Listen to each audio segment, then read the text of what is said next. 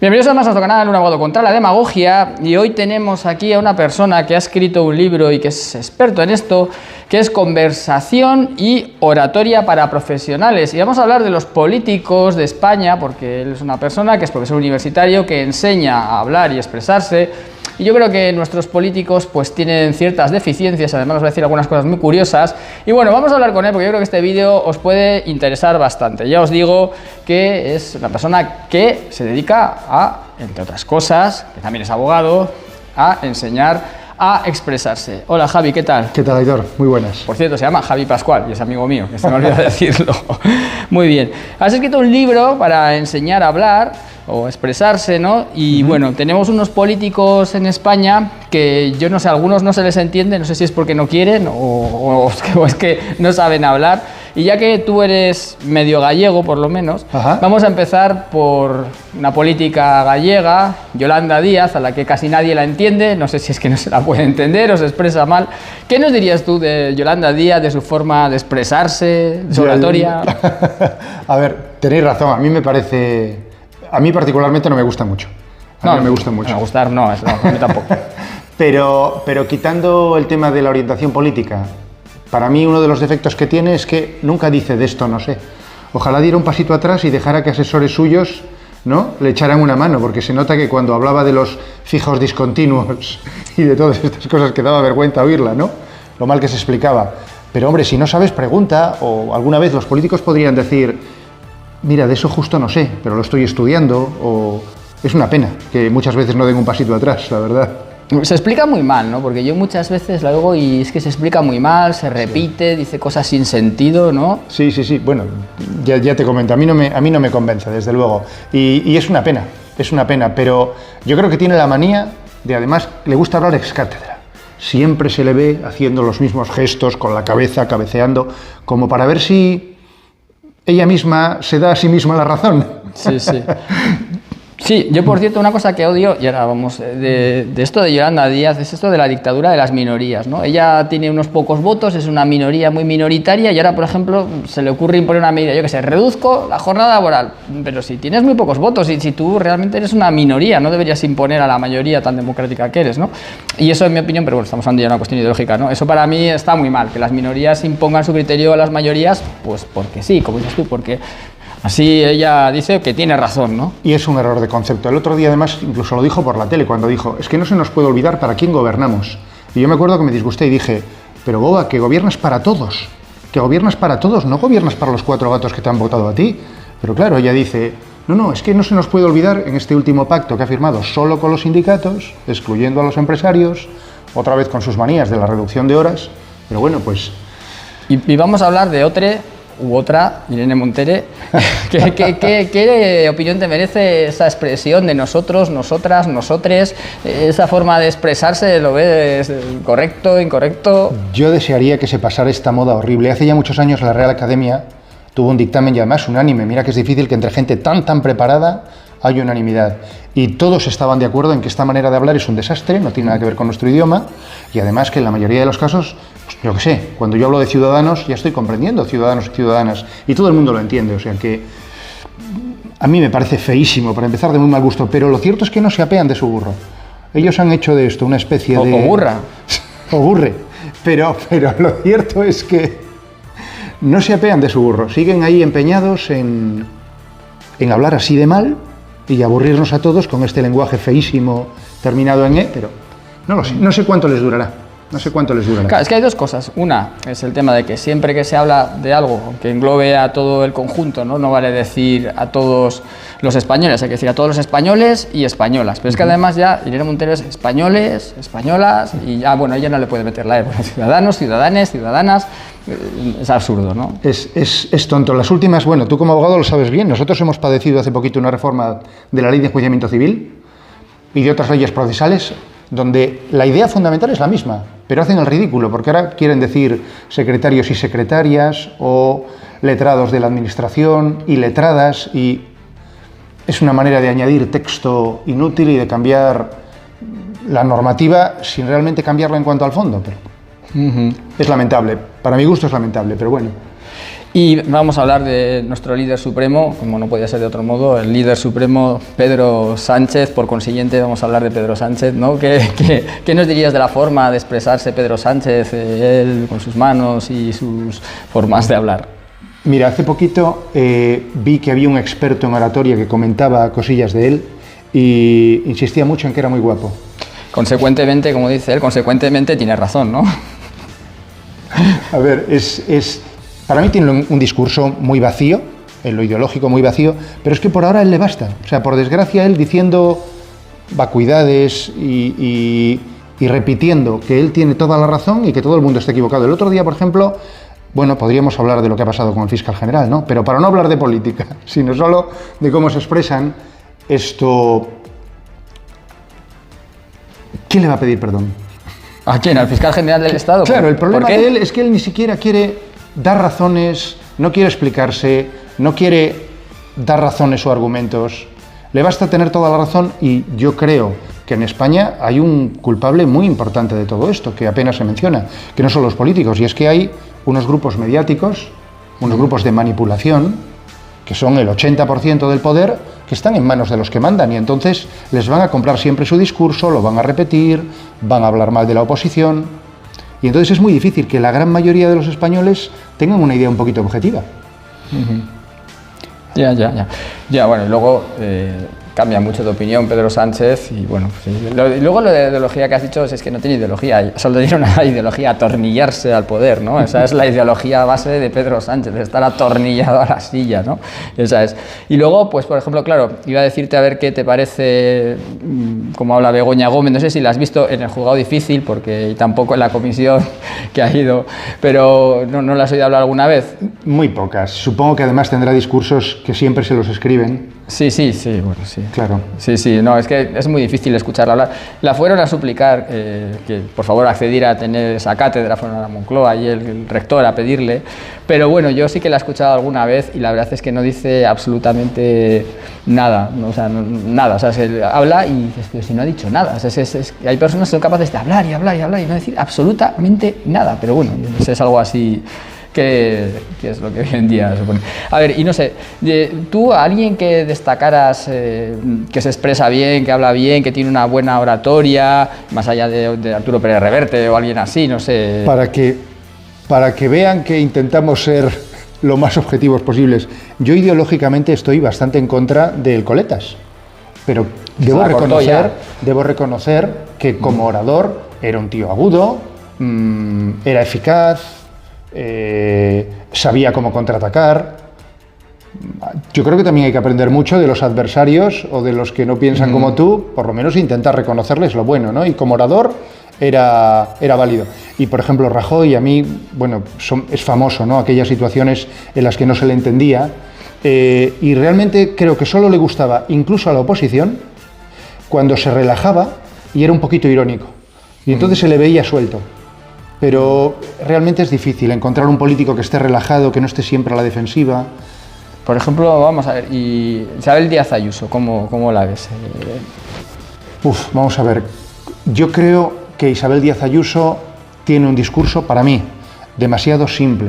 Es muy clara. Ella ha encontrado una especie de filón que le da un voto mayoritario en Madrid, y entonces repite un mensaje una y otra vez. Ella tiene su frase, libertad, por ejemplo, ¿no? Y la repite constantemente. Muchas veces los políticos se van convirtiendo como en estereotipos de sí mismos, como en su caricatura, ¿no? Y repiten las ideas que les han dado votos y no saben salir de ahí. En general, a mí me parece una mujer creíble, pero también es verdad que quizás es por mi posición política. Al final, ¿sabes lo que pasa? Que por mucho que uno intente ser muy objetivo, cuando un político te cae muy mal, siempre tendemos a decir que habla fatal, ¿no? A mí me pasa con Yolanda Díaz, que siempre digo que habla para imbéciles. No porque lo que dice sea para imbéciles, que también, sino porque tal y como les habla es como si hablara para niños. O sea, es como que sabe que sus votantes son personas que tienen un cociente intelectual, no sé, o muy reducido, o no sé, y entonces les habla como si fueran niños. Pues es como una profesora y les habla así. Y no sé, yo sí que ahí sí que veo el prototipo de persona que habla para tontos, que habla para tontos, es así. Y Alberto Núñez Feijóo, por ejemplo, ¿cómo le ves? Que además es también gallego. Sí, Bueno, cuentan que en Galicia fue un gestor eficaz. A mí me decepciona un poco porque lo veo gris. A mí me gustaría, en general, un poquito más valiente, un poquito más activo. Tenga razón o no, pero... A ver, hablando, por ejemplo, de otros políticos, una de las razones por las que he leído, pero yo de esto no sé de política americana, que el que vuelve a ser presidente tiene un tirón muy fuerte, aunque aquí lo pongan sistemáticamente a parir, ¿no? Lo ponen a caer de un burro siempre los medios de comunicación españoles, es porque es un tipo auténtico. Como habla sin tantos tapujos, es verdad que dice barbaridades, pero hay un montón de población norteamericana que creen que es un tipo que es sincero.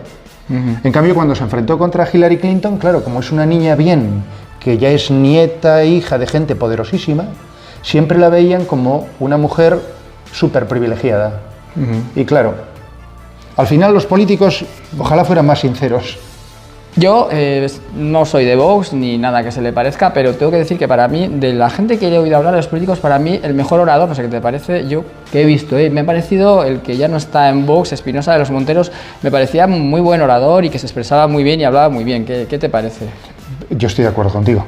Me parece que es un hombre de cabeza muy ordenada, se puede estar más o menos de acuerdo con él en sus ideas, eso es otra cosa, ¿no? Pero que es un tipo que ordena sus ideas, las explica bien, parece congruente o parece creer de verdad en aquello que sostiene. A mí me parece, y a mí me gustaba mucho también, pero también la perjudicaron. Fíjate si no sigo mucho a algunos políticos, una del PP muy delgadita de cara, que tiene un Cayetana, tono como argentino. Cayetana, sí. Cayetana. Sí, También me parece una gran oradora. A mí me parece una mujer... Bueno, y Macarena Olona, obviamente, que... Tremendamente válida. Macarena Olona la vi menos, la verdad. Sí, pero bueno, sí que hizo discursos muy buenos en el Congreso, yo sí la vi, pero bueno, realmente porque tenía ella, bueno, pues tenía ya una posición, ¿no?, jurídica, y había sacado unas oposiciones muy duras, o sea, no es la típica persona que llega a política y les van subiendo, ¿no?, sino que es alguien que ya venía de una posición muy dura. Creo que también, ¿no? Me parece que es una mujer Cayetana Olona de Toledo con una cultura muy amplia, pero no estoy seguro. Macarena sí, porque Macarena Olona fue la que consiguió las sentencias del Tribunal Constitucional que declaró la inconstitucionalidad del estado de alarma, que eso lo consiguió, fue ella la que hizo esos recursos por Vox. Donde fuiste clarividente, porque fuiste de los pocos en hablar muy claro pronto. Luego, cuando todo el mundo había visto la situación, todo el mundo había visto la situación, ya todo el mundo se apuntó al carro, pero bueno, había que decirlo en su momento. Sí, eso es cuando dijo luego Pedro Sánchez, salimos más fuertes, sería él, porque no sé quién más salió más fuerte, ¿no? Es tremendo. Y luego, pues, hombre, yo es que ciertamente a mí los políticos en general no me gusta prácticamente ninguno, ¿no? Y por eso, pues bueno, no voto, ya sabéis que soy abstencionista y no me va nada, pero bueno, tenemos políticos también de aquí, no sé si has escuchado alguna vez a Yone Belarra, que es de Podemos, hoy la he escuchado yo, y bueno, hablando del discurso del rey, diciendo que ha sido un discurso de extrema derecha y bueno, y algunas patochadas más, no sé si qué te parece su forma de expresarse. Yone Belarra, la verdad es que no la he oído, es la verdad, lo siento, pero sí que supongo que el discurso del rey estaría bastante centrado en lo de la Dana. Sí, exacto, sí, yo lo he escuchado. Y hombre, mira, no lo hemos dicho, a mí me gusta mucho, ¿cómo se llama el representante del PNV? Aitor Esteban. Aitor Esteban me parece un orador también de calidad, competente. Tampoco hay que pedirles mucho, pero que se suban a la tribuna sabiendo de qué van a hablar, con un poco de autenticidad y con un poquito de preparación. Tampoco les pedimos mucho más. Sí, y luego, pues hombre, tenemos también en los medios de manipulación que tú dices masiva y tal, los periodistas, etcétera. Y a mí me gusta, por ejemplo, cómo se expresa Vicente Vallés. Me gusta la forma de expresarse, de contar las noticias. ¿Cómo lo ves tú en relación a otros, quiero decir? Vicente Vallés es muy irónico. La verdad es que es lo que tiene de divertido. Y sobre todo, que es fiel a una cosa. Puedes estar más o menos a favor políticamente, pero está claro que un periodista, cuando habla del gobierno, se supone que una de las funciones del teórico cuarto poder sería poder hacer censura o poder criticar o poder decir no estamos de acuerdo con esto y con lo otro. Y realmente es uno de los pocos relevantes que hace esto, que se atreve a tener una mirada crítica y no aduladora. Y de los nuevos, Alvise, por ejemplo, si se les ha escuchado, tiene un discurso que obviamente ha calado en mucha gente en poco tiempo, han votado casi 800.000 personas, no sé si se le ha escuchado hablar, obviamente algo tiene que engancha a la gente. Es un discurso, obviamente, ciertamente simple, pero cala, ¿no? Entonces, no sé, ¿cómo...? Y Alvise, por ejemplo, solo lo vi una vez en una entrevista en la que mandaron a un veterano del país para darle caña, y la verdad es que este periodista hizo el ridículo. Salió muy, muy bien parado Alvise. Esa entrevista sí que fue famosa, porque claramente iba a por él. No pretendía entrevistarlo ni que se escuchara su punto de vista, sino solo dejarlo mal. Y sin embargo, fue todo lo contrario. Fue muy fuerte, muy sólido. A mí me impresionó. O sea, desde luego, se puede hablar de suerte o de lo que se quiera, pero no es ningún patán. Me parece que es un hombre que lo que dice y lo que sabe lo tiene muy claro. Y lo afirma además con mucha solidez. No, yo le he entrevistado, de hecho, en este canal, y a ver, no es una persona, obviamente es inteligente, o sea, y habla muy bien y se expresa muy bien, yo sí veo eso. Luego ya se puede estar en desacuerdo o de acuerdo con él y con sus ideas, eso es otra historia, pero sí que es verdad que a nivel de expresión, a nivel de comunicación con la gente a la que quiere llegar, lo hace muy bien, porque llega muy bien, ¿no? Con ese discurso que tiene. Eso mismo podríamos decir un poco también de Abascal, ¿no? Que es una persona que llega bastante bien a los suyos, ¿no? No sé si, ¿cómo le ves la forma de...? También estoy de acuerdo con eso. ¿Sabes lo que pasa? Que en la universidad yo creo que tenemos un lastre histórico o un lastre académico, y es que trabajamos más las cosas demasiado tradicionales a veces, ¿no? Y de hecho me he centrado más en el libro la conversación profesional. Entonces, ¿qué pasa con estos comunicadores?